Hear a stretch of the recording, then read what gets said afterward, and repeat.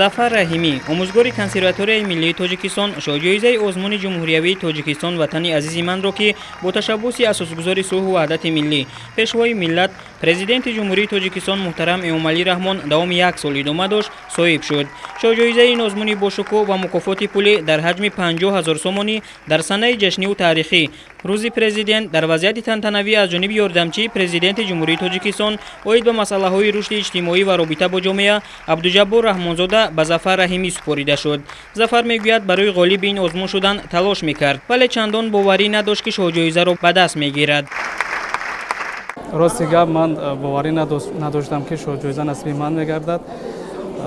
ман аз пешвои миллат президенти ҷумҳурии тоҷикистон Эмомалӣ Раҳмон сипосгузорам ки чунин бигем ки озмунҳоро ташкил кардан.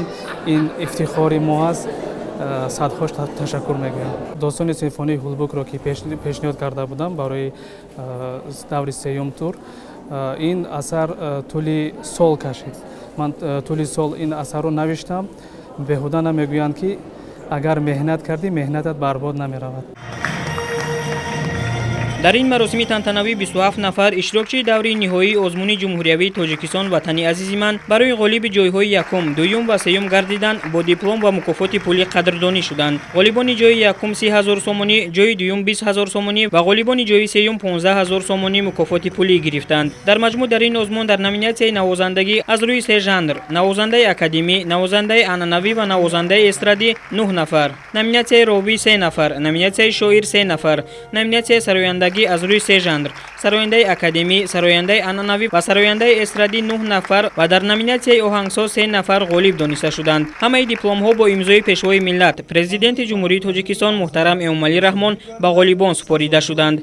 ман миннатдории худро ба асосгузори сулҳу ваҳдати миллӣ пешвои миллат президенти ҷумҳурии тоҷикистон муҳтарам Эмомалӣ Раҳмон мерасонам ки барои мо чунин озмунҳоро пешкаш менамояд ва инчунин ба устодам низ ташаккури зиёд гуфтани ҳастам барои дастгирӣ кардан ва то ин мақом оварда расонидам.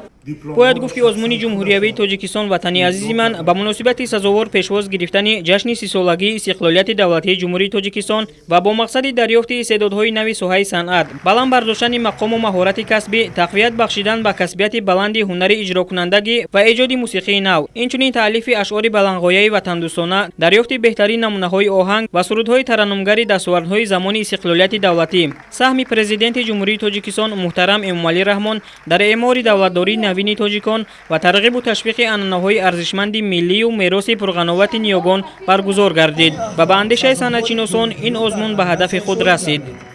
дар ин рӯзи муқаддас, рӯзи президенти ҷумҳурии тоҷикистон баргузор гардани даври ниҳоӣ ва консерти ғолибони ҷоизадорони озмуни ҷумҳуриявии тоҷикистон ватани азизи ман басо рамзист, чунки маҳз озмун бори аввал дар чунин садараи соҳиби истиқлолӣ бо ибтикороти маҳз пешвои муаззами миллат муҳтарам Эмомалӣ Раҳмон роҳандозӣ гардид ва ин ҳам гӯем ки ба ҳадафи худ расид. шахсан агар барои номинатсияи композитори гӯем мо се композитори ҷавонро кашф кардем. дар ин рӯз сазовор гаштан бо ҷоизае ки аз ҷониби худи пешвои муаззами миллат гӯем ки тақдим карда мешавад бо имзои мубораки онҳо.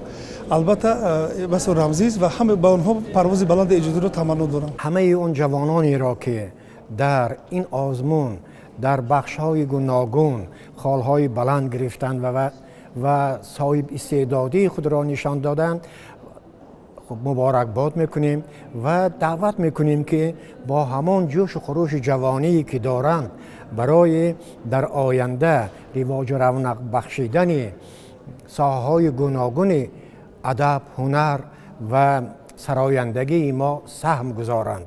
инак махсусан барои ҷавонон аз ҷониби пешвои муаззами миллат шароитҳои бисёр мусоид барои инкишофи истеъдоди онҳо ба вуҷуд оварда шудааст ва онҳоро зарур аст ки аз ин шароит истифода кунанд ва дар баробари ин ҳамеша шукргузори истиқлолият, озодӣ, ваҳдат ва пешрафти мардуми тоҷик бошанд. дар маросими ҷоизасупорӣ аз ҷониби ғолибони озмуни ҷумҳуриявии тоҷикистон ватани азизи ман барномаи рангини консертӣ пешниҳод шуд. ғолибони озмун васфи тоҷикистони азиз, арзишҳои миллӣ ва зебогиҳои диёрро намуда ба аҳли Толор фараҳу шодӣ бахшиданд.